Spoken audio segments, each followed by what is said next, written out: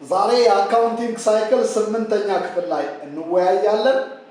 የምንወያይበት ርዕስ ደግሞ posting to T account የሚል ነው።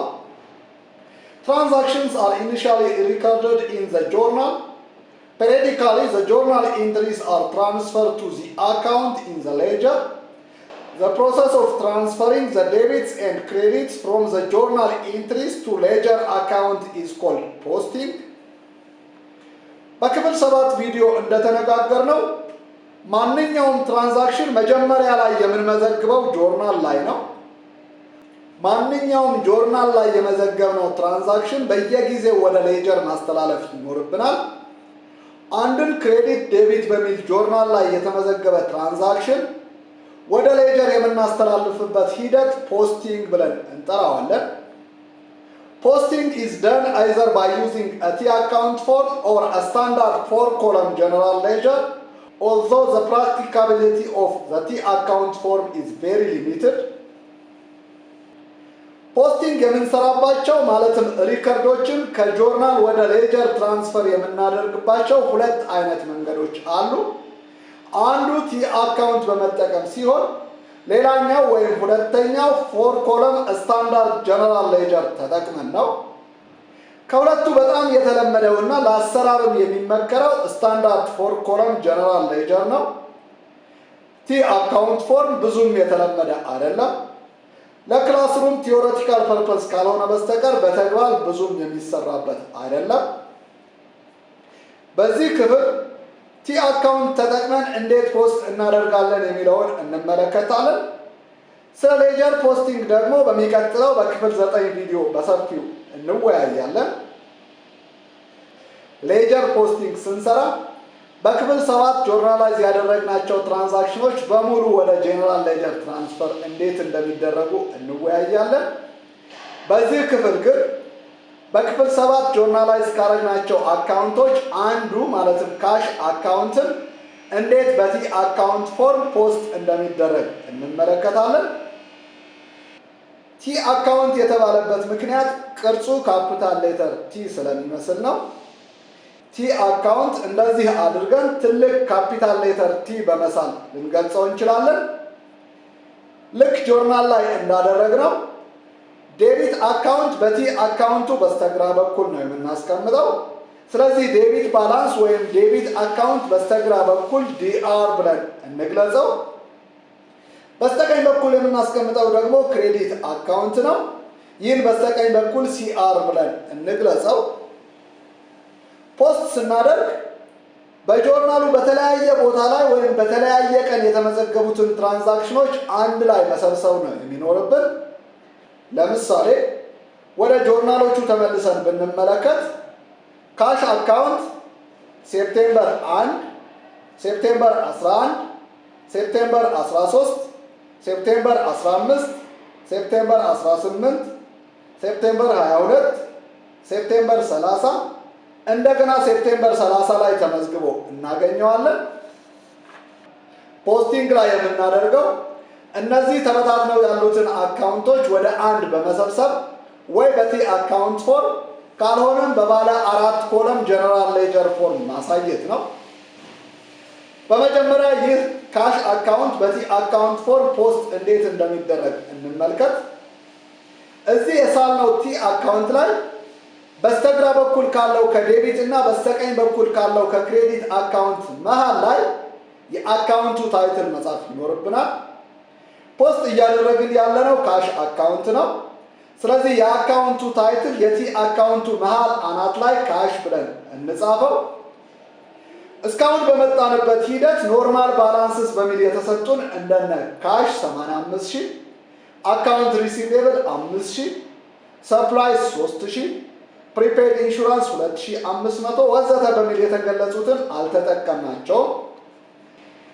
አስታውሱ፣ እያንዳንዳቸው እነዚህ ባላንሶች መጠቀም የምንጀምረው ወይም ወደ ትራንዛክሽናችን የምናስገባቸው እዚህ ፖስቲንግ የሚለው ስቴፕ ላይ ነው።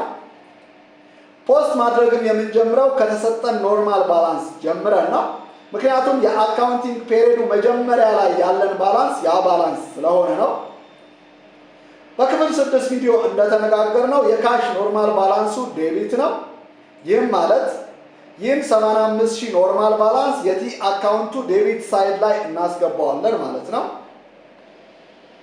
ቲ አካውንት ላይ ፖስት ስናደርግ የምናስገባቸው ትራንዛክሽኑ የተፈጸመበት ቀንና የትራንዛክሽኑ መጠን ነው። ይህን 85000 ሴፕቴምበር 1 ላይ ማለትም መነሻ ላይ ያለን ባላንስ ነው። ስለዚህ የቲ አካውንታችን ዴቢት ሳይድ ላይ ሴፕቴምበር 1 ባላንስ ብለን ከጎኑ መጠኑን ማለትም 85000 እንጽፋለን። የተሰጠንን ኖርማል ባላንስ ፖስት ካደረግን በኋላ ወደ ጆርናሎቹ ተመልሰን የካሽ ትራንዛክሽን የተፈጸመበትን ቀን እየፈለግን በዛ ቀን ካሽ ዴቢት ካደረግነው በዴቢት ሳይድ ቀኑንና ዴቢት የተደረገው መጠን እንዲሁም ክሬዲት ከሆነ ያደረግነው በክሬዲት ሳይዝ የትራንዛክሽኑን ቀንና ክሬዲት የተደረገውን መጠን መመዝገብ ይኖርብናል። ሴፕቴምበር 1 ላይ 40000 ክሬዲት አለን። ስለዚህ ክሬዲት ሳይድ ላይ ቀኑን ሴፕቴምበር 1 ብለን ከጎኑ መጠኑን ማለትም 40000 እንመዘግባለን። እዚህ ፔጅ ላይ ሌላ የካሽ ትራንዛክሽን የለንም። ስለዚህ ወደ ጆርናል ፔጅ 2 እናመራለን። ሴፕቴምበር 11 ላይ 9000 ዴቢት አለን። የዚህ ትራንዛክሽን ቀኑንና መጠን ሴፕቴምበር 11 9000 ብለን እንመዘግባለን። ሴፕቴምበር 13 ላይ 12000 ክሬዲት አለን። ይህም የቲ አካውንታችን ክሬዲት ሳይድ ላይ ሴፕቴምበር 13 12000 ብለን እንመዘግባለን። ሴፕቴምበር 15 ላይ 15000 ክሬዲት አለን። ያንን የቲ አካውንቱ ላይ ሴፕቴምበር 15 መጠኑ 15000 ብለን እንሞላለን። ሴፕቴምበር 18 5000 ክሬዲት አለን። አሁንም ክሬዲት ሳይድ ላይ ሴፕቴምበር 18 5000 ክሬዲት እንመዘግባለን። ወደ ጆርናል ፔጅ 3 ስንመጣ ሴፕቴምበር 22 ላይ 40000 ዴቢት፣ ይህንንም ዴቢት ሳይድ ላይ ሴፕቴምበር 22 መጠኑንም 40000 ብለን እንመዘግባለን። እዚሁ ፔጅ 3 ላይ 18500 ክሬዲት አለን። ያንን የቲ አካውንታችን ክሬዲት ሳይድ ላይ እናስገባዋለን። ፔጅ 3 ላይ ሌላ ካሽ ትራንዛክሽን የለንም። ወደ ፔጅ 4 ስናመራ አሁንም ሴፕቴምበር 30 ላይ 102000 ዴቢት ኢንትሪ አለን። ይህንንም ከነቀኑ ዴቢት ሳይድ ላይ ሴፕቴምበር 30 መጠኑን ደግሞ 102000 ብለን እናስገባለን። ካሽን በሚመለከት ጆርናሉ ላይ ያሉን ኢንትሪዎች በሙሉ ወደ ቲ አካውንት ትራንስፈር አድርገናቸዋል። አሁን የሚቀረን በዴቢት ሳይድ ያሉትን ለብቻ እንዲሁም ክሬዲት ሳይድ ያሉትን ለብቻ ደምረን ክሬዲት ቶታል ከዴቢት ቶታል በመቀነስ ሴፕቴምበር 30 ላይ ያለንን ባላንስ ማስቀመጥ ነው። ባላንሱ ከሌሎች ትራንዛክሽኖች ለመለየት የዚህ አይነት ቀጥታ መስመር እንስላለን። ዴቢት ሳይድ ላይ ያሉን ድምር 85000 ሲደመር 9000 ሲደመር 40000 ሲደመር 102000 ነው። የነዚህ ድምር የሚሰጠን 236000 ነው። ክሬዲት ሳይድ ያሉት ድምር 40000 ሲደመር 12000 ሲደመር 15000 ሲደመር 5000 ሲደመር 18500 ነው። የነዚህ ድምር ደግሞ የሚሰጠን 90500 ነው። ከ236000 90500 ስንቀንስ የምናገኘው 145500 ነው። ስለዚህ ሴፕቴምበር 30 ላይ ያለን ባላንስ ሴፕቴምበር 30 ባላንስ 145500 ብለን እንገልጸዋለን።